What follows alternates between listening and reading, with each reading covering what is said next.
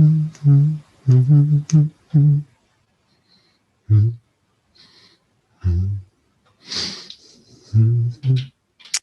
everyone. We are the Systems Change Alliance, and we believe that the world is in need of major change at a systemic level, and change is already happening in a lot of places around the world. So in this series of interviews, we talk to people who are leading that change. Today, we have Anne Chapman. She has a 20-year history of thought and action on environmental issues and green politics, including setting up a local renewable energy cooperative in Lancaster, England. And she is currently co-chair of Greenhouse Think Tank. Welcome, Anne. Thank you for being here. Thank you. So tell me about this Greenhouse Think Tank. What is it? Well, we're an organisation, it's a small organisation of people that are sort of dispersed throughout the UK. It was set up in about 2011 by a group who wanted, I think they wanted a sort of proper green think tank in Britain, which they didn't think there was, to do a bit more of the sort of intellectual work for the green movement. Right. And to develop ideas and be a forum for debate as well.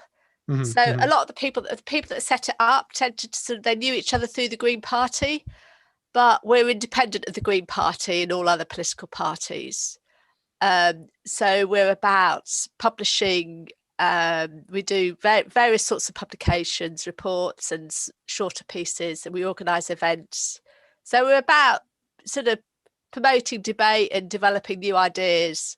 We're not about campaigning, for example. Right. And so why did you get involved in this?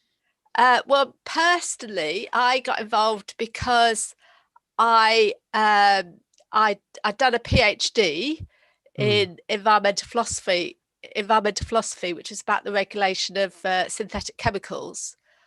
And so I was interested in technology and in green, and I was also a Green Party city councillor. So I was involved in the Green Party, and I'd done my PhD, and then I'd had a baby, and having a baby meant that sort of I dropped out of academia. So I didn't have a sort of avenue, if you like, for intellectual work. And I was phoned up by some people the people that founded Greenhouse, and asked if I'd like to get involved. And I thought this would be a good sort of way to keep that side of my life going, to in terms of writing and thinking and things. So that's why I got involved. How long ago was that? That was in about 2011, 12. 2012. Right. So you've stayed involved for quite some time. And I'm still involved. Yeah. So it sounds like it was supposed to be like a little step on the way, and it's turned into and it's sort of journey. a bit. I do other things, but it has a bit taken over my life. And so how did that happen? What's so engaging about it that Well, I guess we've just sort of we do some work with funding now, for example. So Greenhouse, it's mostly, a lot of the stuff we've done has just been people doing things on a voluntary basis and writing reports and stuff. And we now do some projects with the Green European Foundation, which have funding attached to them. So and I've also got more involved in doing more of the admin for the organisation and that sort of stuff. Okay, so I hear that currently you're involved in a project that's about green jobs. Yeah, so Greenhouse... Tell me about green jobs. Yeah, so Greenhouse has been doing work on, well, what we've called climate jobs, actually, for quite a few years now. So we started off looking at the Isle of Wight, which is just off southern England, and thinking about what jobs you could create locally there for the transition to a zero carbon economy. So we looked at sort of key sectors like transport and energy and waste and buildings. So the need to retrofit all the buildings and that sort of thing and make them more energy efficient. And so that was in 2016. And then we moved on to do Sheffield city region And then we did a project with the Green European Foundation where we developed a model that sort of took in the whole of the UK using published statistics and stuff and the information. So our model is about, you work out what the work needs to be done, and then you find information that tells you how much labour is involved in doing that. And so that enables us to say where the jobs would be. So we developed a model which showed where green jobs could be over the whole of the UK. And then and we also worked with people in Hungary and Ireland, and have since done Poland.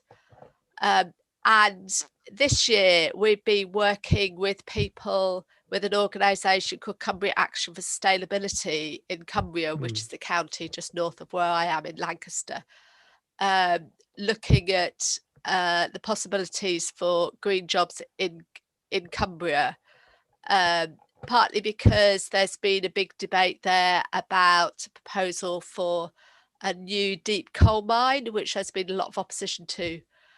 And so it's a bit sort of interjection into that debate, suggesting that there's a possible other way forward.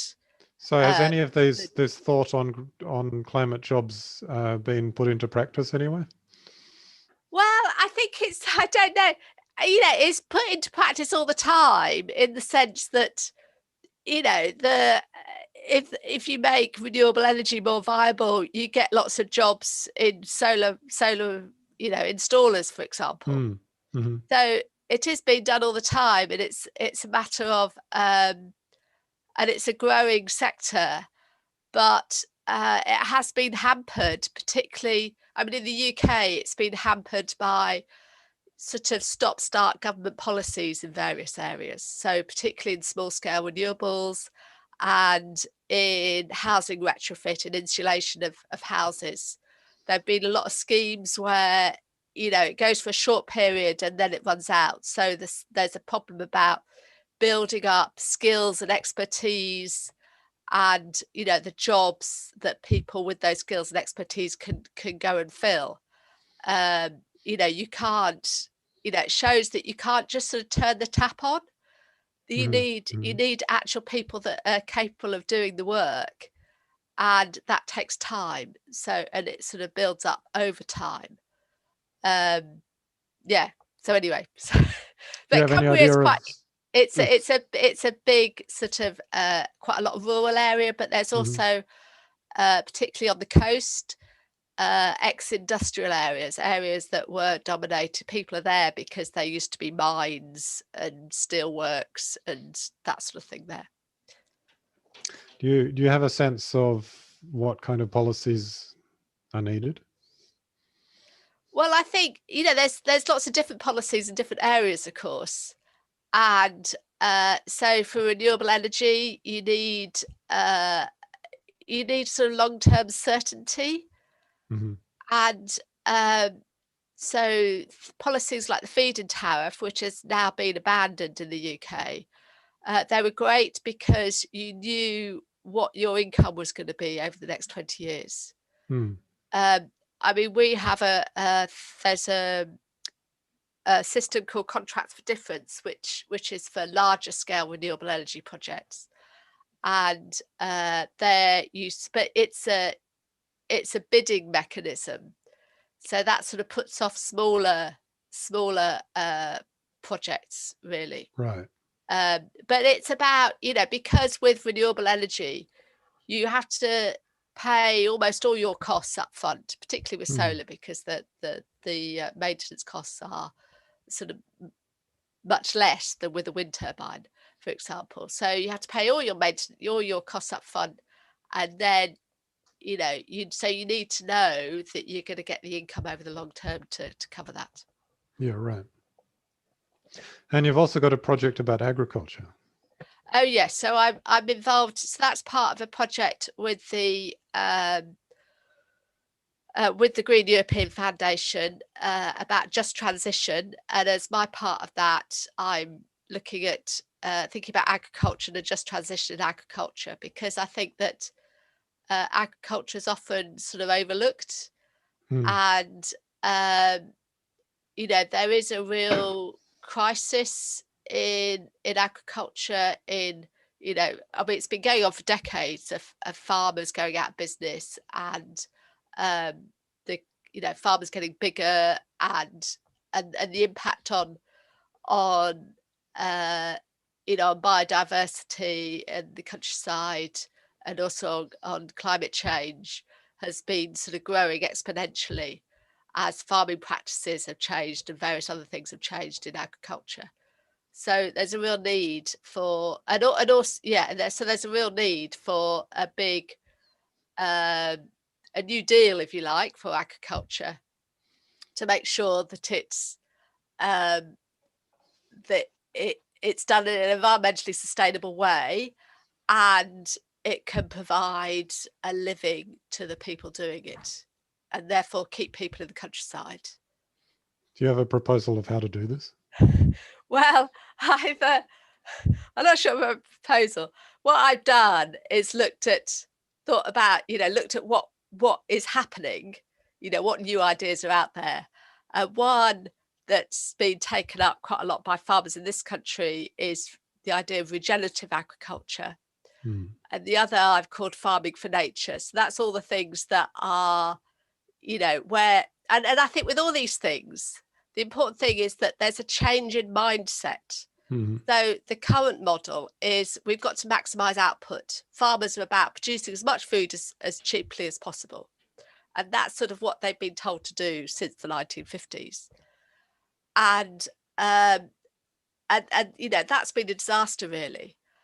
And regenerative agriculture, you can see it, you know, it's come from the farming community as a way of firstly making themselves more profitable. I think that's the important thing to say, but making themselves more profitable by cutting down on their inputs and on what they do. So letting go of the idea that they ought to be maximizing yield, and instead they need to, and instead sort of enabling nature to do more things for, doing less so that nature does more things for them.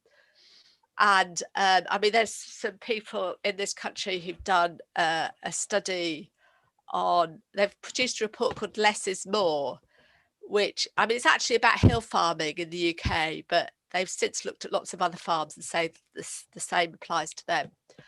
And it's saying that with farming, lots of farmers, once you go above a certain level of output, which they call the maximum sustainable output, actually often your the costs of production go up more than the income you get from that output. So you're better off producing less. Right. Have you read Fukuoka's work? No. So there's a Japanese farmer who's kind of the hero of natural farming in Japan. Okay, yes. And his books have all been translated because he's so influential. Yeah. No, I know that. And he talks about, he was actually an agricultural scientist, and he said agricultural science was all about what if we do this, and what if we do this, and all of the different things we could do.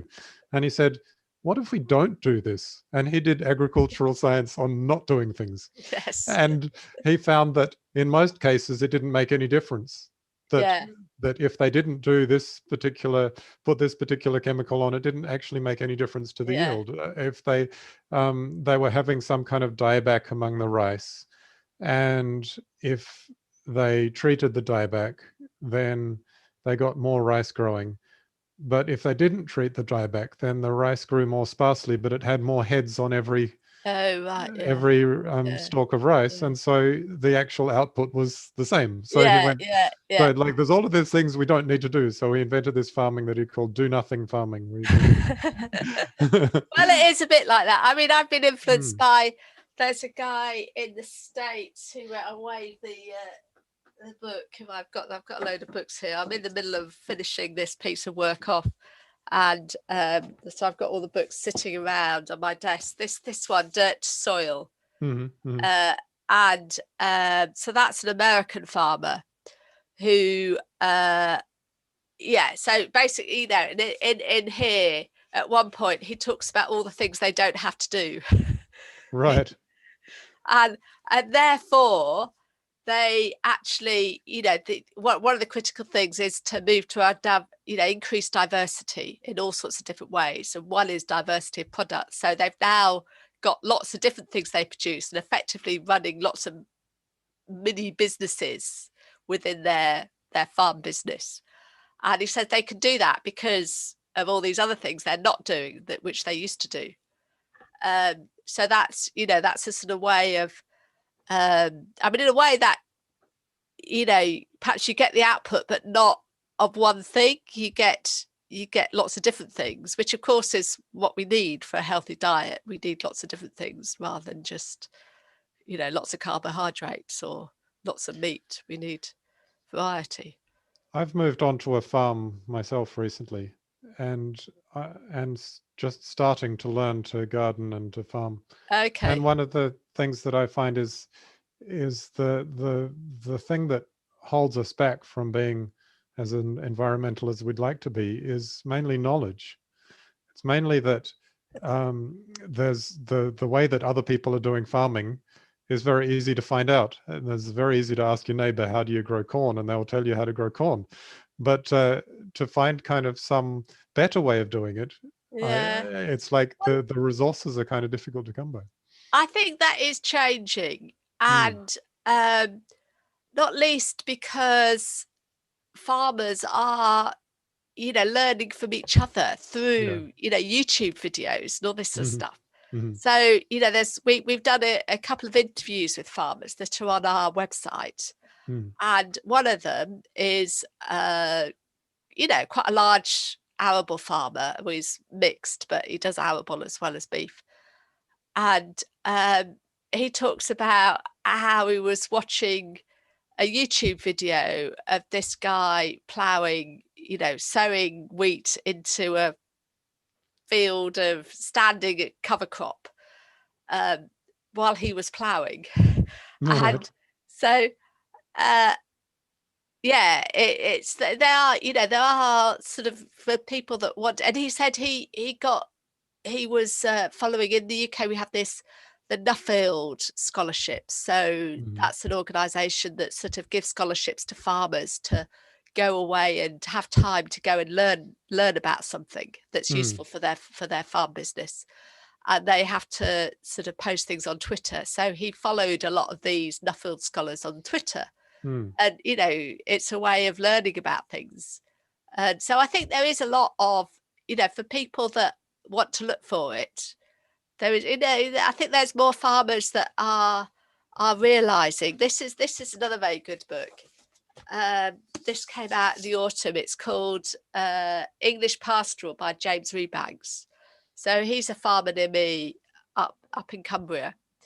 And that's about, so the first bit is about the way his grandfather farmed.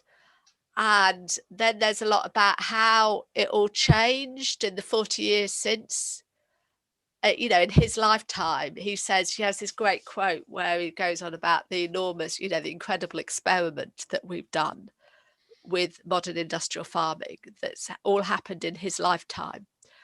And, there's a lot in the book about sort of the sort of slow realization within the farming community, which he's very much part of, that something had gone wrong somewhere. And, perhaps they need, things need to change. So I think there is, there are a lot of farmers certainly in this country that realise that things need to, and change is going to be forced on them here because of all the changes to the, the support payments and things that are coming as a result of leaving the EU and Brexit and all that sort of stuff. Do you have any particularly inspiring stories of good projects? What, in farming? Yeah. Well, I've done sort of 6 case studies. And some of them I've talked to the farmers and others I've just taken it from information available. I mean, there's one, the only one that doesn't involve livestock actually that I've talked about is a farmer who grows heritage varieties of wheat. So he's managed to grow, I think this is related to, your Japanese farmer who because I know there is some guy in Japan who focuses on growing the same thing in the same plot every year, but importantly, he saves the seed from those things and puts them in so that it becomes locally adapted. Right. And whereas conventional wisdom is that you ought to have crop rotation, and because otherwise the sort of nutrients are sort of depleted of a particular nutrient, or disease is built up or something. Anyway, this one guy in England, John Letts, has been growing a heritage variety of wheat on the same plot for 6 years. But there's all sorts of different, he grows it organically, which is quite a no-till, so without ploughing, which is also quite a challenge because it's quite, there's a lot of talk about the damage that ploughing does to the soil. So a lot of farmers, there's quite a sort of movement of farmers away from that, but a lot of them rely on using a broad spectrum herbicide to kill all the weeds before, and previous crop residues before they sow a new crop, whereas he's managed to do it without using herbicides. I think there are other organic farmers that are managing to do it. Do you know how he does it? Well, yeah, he does it. I could go into the details, but it's about, he grows, he leaves, there's quite a lot of various things about the wheat he's growing. So he's growing a land race, which is a diverse mixture of wheat, of old varieties of wheat, rather than, whereas in modern, the modern regulations say you've got to have a variety which is stable and uniform over time, which means it's quite narrow and genetically, whereas what he grows is genetically diverse. So that if some plants don't go very well in one season, then perhaps other ones will, and then it can, evolve to be adapted to the conditions. And he does it. So there's a lot of, he grows an understory of clover, and and he sort of shreds the straw and leaves that as a mulch on the ground to suppress weed growth. But again, what he's doing is very much requires a change of mindset, because farmers think, or how wheat is now produced, is that it requires quite a highly fertile soil with lots of nitrogen in. Whereas he says with the old varieties, they're much taller. And if you get too fertile a soil, the seed head is too big and the crop falls over. So it's more difficult to harvest. So I think that's a whole interesting thing. It's like, perhaps things require changes of mindset, rather than, it's not simply just about doing one thing differently. So in my report, I've talked about regenerative farming and then farming for nature, and in which I've included all sorts of practices like conservation grazing or rewilding, because actually rewilding as practiced in the UK sort of involves livestock as proxy, cattle and pigs often as proxy for the wild animals that would have been part of the ecosystem. So it's sort of continuing a type of farming, but a very low intensity, if you like.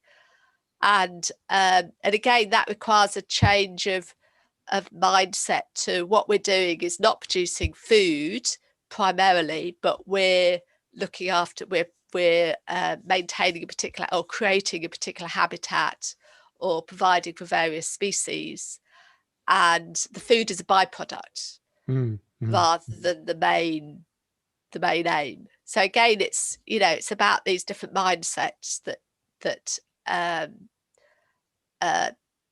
as to what you're doing and why. That sounds really interesting. Love to do some rewilding. So tell us about the Energy Cooperative.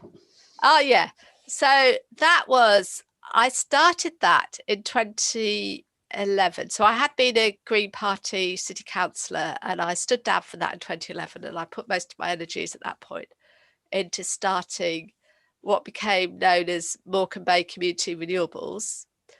And at the time, the feed-in tariff had been introduced in the UK in 2010, and it was viable to do quite small scale solar PV systems in particular. And I'd been involved, I had been director, well, I was still at that point, director of another organisation called LESS, LESS, which was about a small, it was a sort of small community interest company in legal terms that was about helping people to live more sustainably. So it gave advice about energy. We ran a home energy service, sort of going into people's homes and giving them advice about how they could reduce their energy use. We also did work on local food. So as part of that, I became aware of lots of other organisations in the country that were starting community energy organisations. And I thought this was a way to get long-term funding for our energy efficiency work with less. So that was part of it. And also we just had the financial crash. Mm-hmm. And I thought, actually, it sort of revealed the dubious practices of banks and what they do with your money when you put it in a bank. And I thought it's good to give people something better to do with their money, where they could see it being done, doing something useful locally. And so the idea, so we started a cooperative society. And in the UK, cooperative societies, there are now cooperative or community benefit societies that can raise money through issuing shares, and they're different from the sort of share capital you get in a limited company, in that you get paid share interest as a which is a charge for the use of the capital. Mm-hmm. So it's like your shares are a bit like a loan, but they're shares in that they give you ownership, but the ownership is on the basis of one member, one vote, regardless of how many shares you hold. So in that sense, they were sort of cooperative.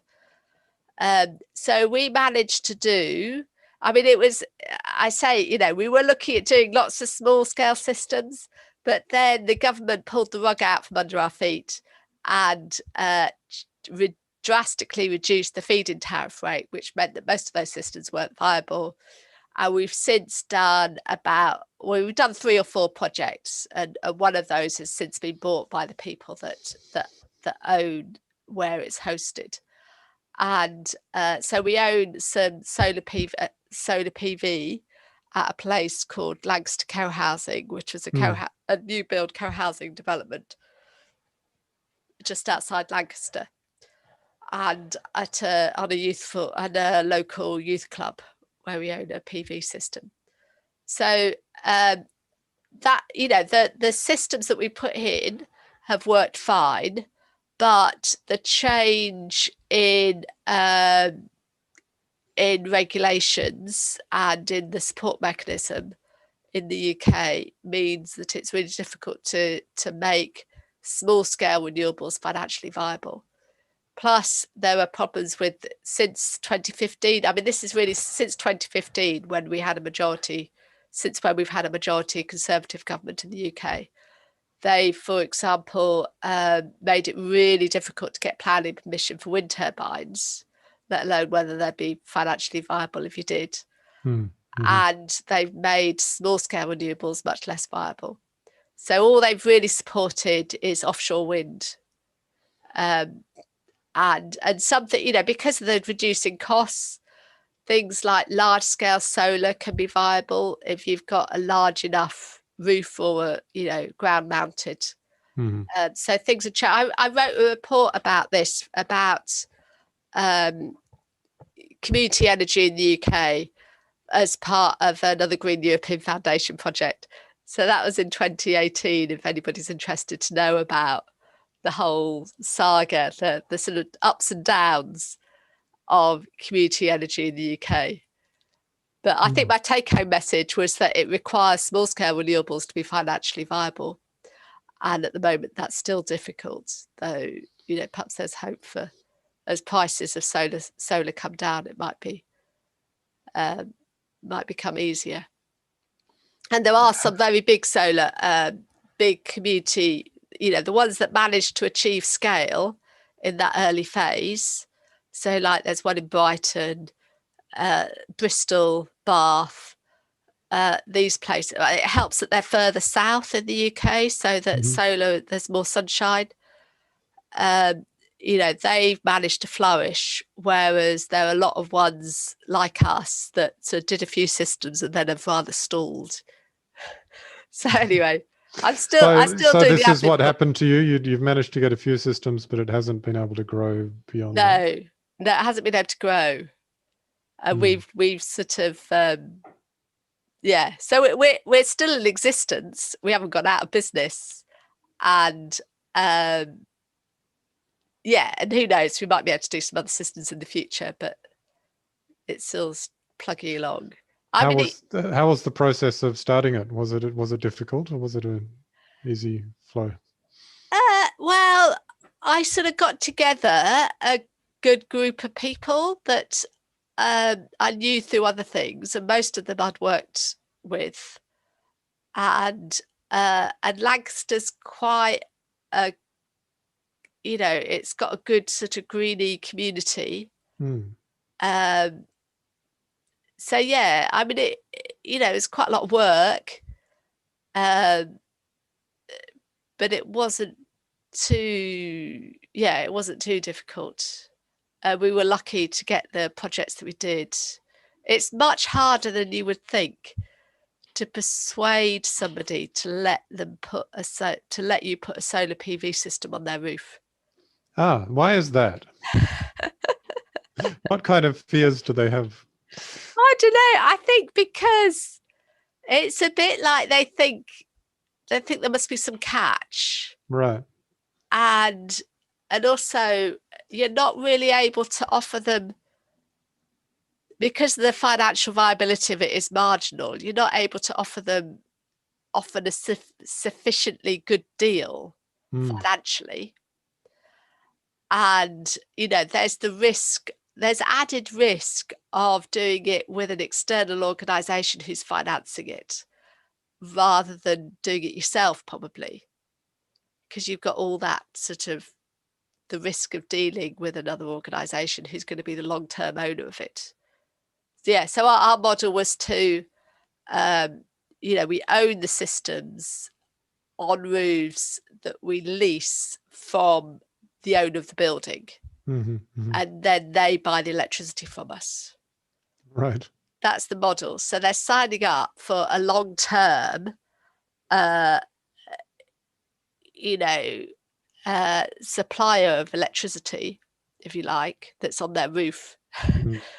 So it doesn't cost them anything up front in the capital costs, but there's, it's just more, people have got to, first it helps if we know the people. So if we've got a good relationship with them anyway, and if they want to do it for other than financial reasons. Right. Okay. So I think that's quite important. Anyway. Okay, so it's an interesting question. How do you get people to sign up to things like this? Yeah, it's not that easy. It's not as easy as you might think. It's like getting people to do stuff on their houses. It's not as easy. I mean, I spent quite a lot of time, doing that, and that's not as easy as you might think. I've had some experience trying to build communities and community gardens. Okay. And I've given up on using the word community as much as possible. I've found that it's much better for people to say, I have a room that they can move into, and I'd like to move into that room, and then to discover about community as they go, than to talk about community. When I talk about community, I get a lot of people who believe in it, but still don't do it. And a lot of people who don't believe in it and so don't do it. Yeah. But when I just avoid the topic altogether, then people experience it and go, wow, this is fantastic. I want more of it. So Yeah. it's kind of like there's ways that you can get around the doubts just by avoiding them and thinking about other things. And the other issue that we had in community gardens, which was a funny one, there's this concept in the children's books. I remember this thing that some people do all of the work, planting the vegetables and growing the vegetables, and then somebody else is only interested once they get to harvest and eat the vegetables. I found it to be totally false. I couldn't get people to harvest and eat my vegetables. They were too embarrassed about how they had. I know, yeah. It's like I would actually have to, I wonder, I still haven't completely solved the problem, but I wonder if you'd actually have to get people to pay in order for them to feel comfortable. Yes. Yeah, well, yes, you could, because then people, it's more of a familiar sort of relationship to that they're buying something from you. Yes. And which they're sort of happy with. But I think the whole experience of vegetable growing, I mean, I garden and I grow vegetables, and I'm also involved in a local project here, which is a vegetable growing project. It's called Spud Club. And so, but we don't just grow potatoes. And so there we, you think, so the idea is that you go along and, it was on a Sunday afternoon, but now they've got this rota, so people go during the week. So you go along for a few hours and then you can take away some vegetables. And you would think, well, the important thing is to make sure that the vegetables are given out fairly and that sort of stuff. But actually, the real problem is things not being harvested and, going to waste. So, I mean, I think it just shows nature's abundance, for one thing, because for anybody who does garden, you know that you either have gluts or nothing, so something fails or you get tons of it. Particularly with things like, here with things like courgettes in the summer or something, and you get loads and loads of courgettes. Or I had one friend who planted 3 pumpkin seeds and ended up with 100 pumpkins. Oh, wow. Gosh. They must have a lot of space for 100 pumpkins, though. That's the problem with pumpkins. Well, coming from Australia, space is not normally our issue. Oh, okay. Yeah. I thought I hear that it's somewhat different in the UK, but I haven't been there. So, and now I'm in Portugal, which has got just as much space. Yeah. No, it's people tend to often have quite small. I mean, I've got a big garden by Lancaster standards, but my vegetable plot isn't really big enough to grow pumpkins. Here in my little town in Portugal, our problem is that we have too much land and it's just not being well used. Oh, right. Actually, it's like if there was someone who had amazing green thumbs and wanted to do cooperative farming and help everyone succeed in their farms, it'd be an amazing place because you just have pretty much unlimited space. So who owns that land? A whole series of individual families own the land, but they're not the land is it's all bigger than that. It's like we've got 10 hectares, and large portions of it are rocky areas that are difficult to utilize in your standard machinery way. Well, yes, yeah. So you have to think of doing something different with it.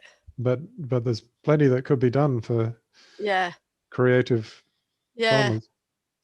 I mean, that's one thing that I talk about, going back to the farming, that people often think that it'd be better if farming stopped. That the wildlife and the ecology of an area would improve when farming stops. Whereas often in the European context, where farming has happened over, centuries, and particularly where the native fauna is depleted of key species, then actually stopping farming doesn't improve the ecology. Right. So one of the farmers, so I interviewed two farmers, one of them, the farmer that with the combine harvester and everything, and who's got into no-till growing, and the other one's a conservation grazier. So he owns cattle that he grazes, well, because there's two of them, a couple, they graze on wildlife sites, nature reserves, in an area near here that's got lots of limestone grassland and woodland. And so farming was marginal, and basically the land had been bought up by nature conservation areas as farming sort of ceased. And then they found that actually the nature conservation value went down and the species diversity was reducing because of the cessation of grazing. So it's important to get the right sort of grazing. And, this is all, so in the UK context, often sheep aren't a bit of a disaster, particularly too many sheep, which is what we have in lots of places. And actually you need more cattle because of the way cattle graze, and, they can trample bracken and this sort of stuff. I mean, I'm part owner of a bit of land in Cumbria as well, just north of here, which is a very steep hillside, which is covered in bracken. And, one of our aims is we planted some trees and we're trying to limit the bracken. and the way to limit the bracken is to have cattle on there in the summer. No, really? Yeah, that can trample it down. And that's what I mean, that's where the farming for nature comes in, because you're farming for the, to improve the habitat rather than, and the food is a byproduct. So perhaps you need some of that in Portugal. We do need, and the whole rewilding concept would be really useful in some of these abandoned areas. Because it's have to put a few fences up so that it can involve don't get in where they were not supposed to be. Yeah, but it doesn't involve rewilding. Doesn't necessarily involve, it might involve doing less, but not nothing.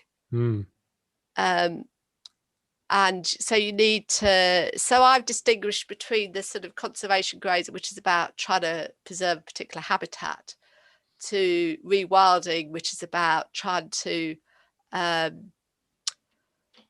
promote natural processes without a sort of without having a particular idea in mind as to what you want to achieve, the habitat or whatever you want to achieve. So in there's another book that I've been referring to quite a bit. So this is about this is the best known instance of rewilding in the UK, which is the NEP project. So that's Wilding by Isabella Tree, appropriately named. And there she talks about how the three most important species which are now flourishing at NEP, the nightingale, turtle dove and the purple emperor butterfly, if they'd gone back trying to create the habitat that people thought those species needed, they would they would have done something different, or they wouldn't have done what they have done. So basically those species are living in places where they're not in habitats which are not thought to be the prime habitats for those species. So it just shows that we don't really understand what habitats species need, and perhaps we just need to and allow natural processes to develop and find out what happens. That might be more successful than trying to encourage X, Y, and Z species.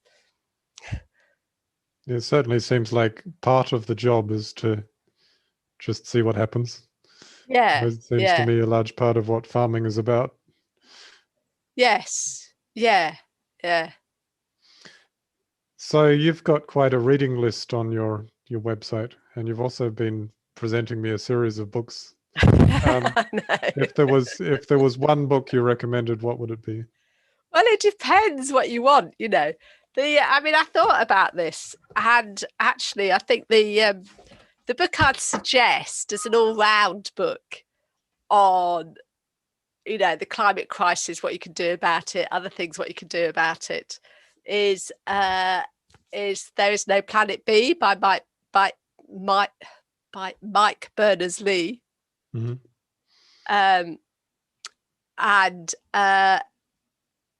Because it is, you know, he goes through all the issues. It's a very readable book. You can dip in and out of it.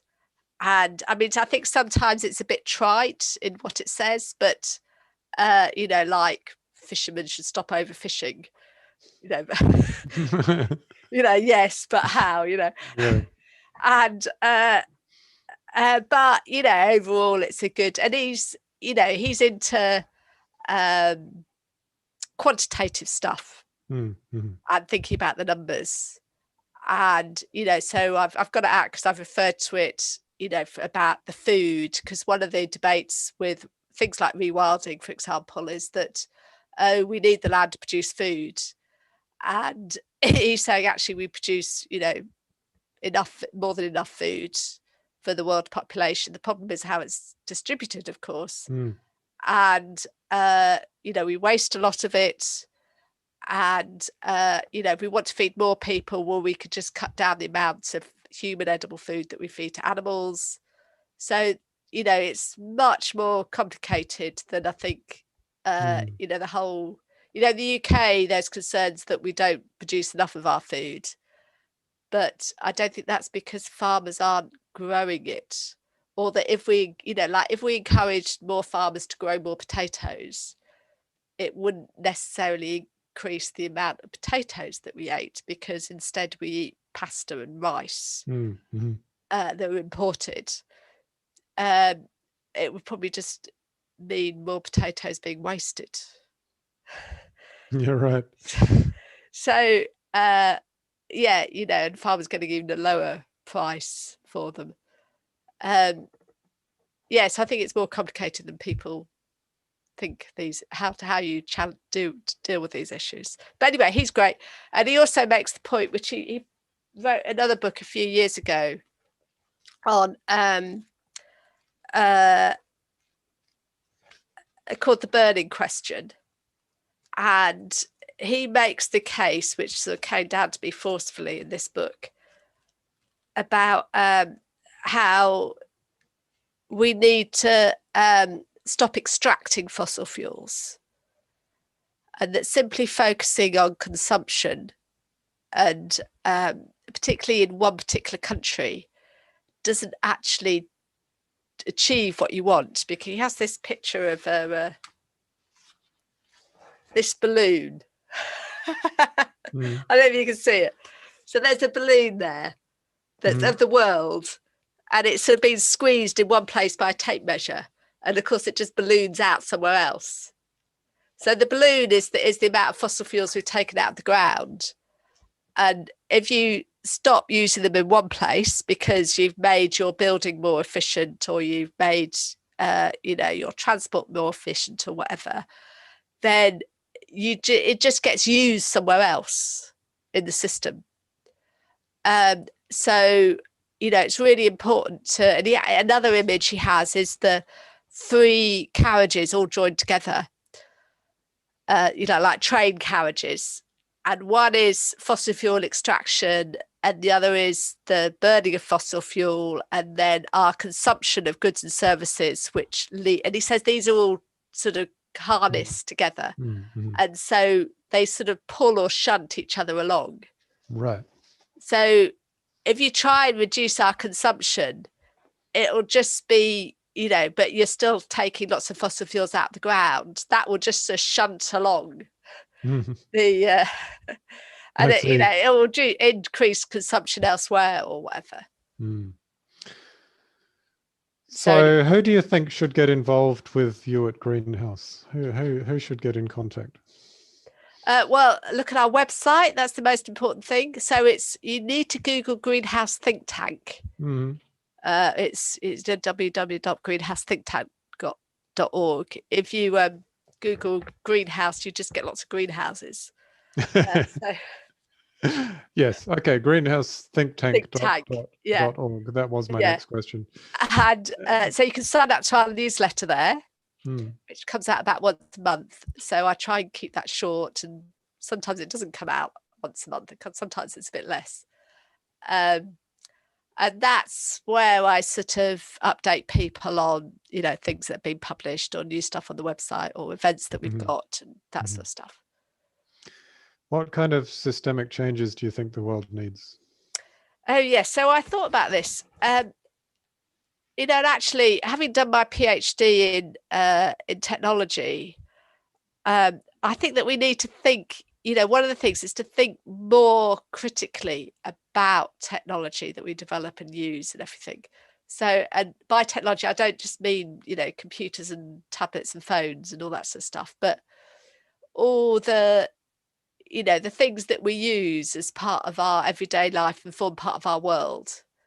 And in the whole technology development process has become one which is very sort of based on whether it's going to make money for the people developing it, and then on the regulatory side, whether there are any risks for the technology. But I think that's much too narrow a way of thinking about it, and instead we need to think about how it fits into natural systems, and whether it's actually creates a good world for people to live in. So if we thought about plastics, when we were inventing plastics and started to use them at scale, then really if we'd thought about it for any length of time at all, we should have realized that all these plastics were going to accumulate in the ocean, and because they didn't degrade, and we were never going to not let them out into the wider environment. So we should have thought about it at that stage, rather than thinking, well, this plastic, it doesn't do any harm. But we need to think about how it fits in and how it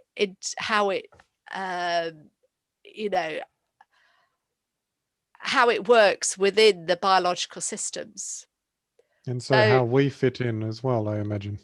Well, how the technology fits in to how it changes our world, our human world, and how it fits into the processes of the earth, and whether it's something new as with respect to the processes of the earth, and therefore it has a sort of radical uncertainty about it. So anyway, so that's one thing, and the other was about dethroning economics in terms of public policy, and instead we need to think about what's good for people and planet, rather than the economy, and somehow get away from that. And then finally, I mean, in the UK, we really need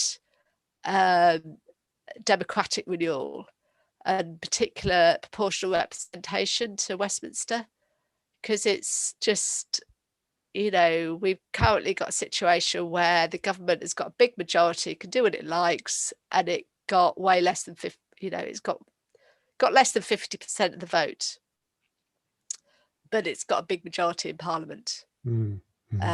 And that's a real, so yeah. And then there's things in the UK about the dominance of London. I mean, I think this is the same in lots of places, that you've got one city dominating a country or a region, and it's how to counteract that. I mean, in Germany, they have a clear system of different things go to different places. So the financial center is Frankfurt, but the political center is Berlin, and their public broadcaster is based somewhere else. Whereas we just have everything in London. That's what it feels like. And so that's that real sort of sucking in to London effect that goes on. that needs to be. Yeah. Okay. So it's kind of region, like giving the local regions some kind of more More power. independence. Yeah. Yeah.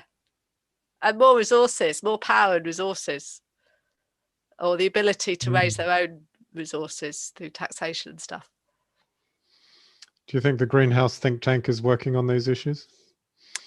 Well, we're not really working on the latter one. I think we've done a lot on the economics side in terms of we did, our first book was called the Post-Growth Project. So that's a lot about, you know, how we need to move away from this paradigm of economic growth, you know, that's no longer, you know, good. It's like, you know, in developed Western economies, further growth is neither sort of desirable or probably possible to a great extent. And we need to start thinking in other ways about public policy and how you move away from that. Okay, lovely. So anyone who's interested, get in touch at www.greenhousethinktank.org. And thank you so much, Anne, for joining us on the show. That's okay. It's been interesting. Thank you.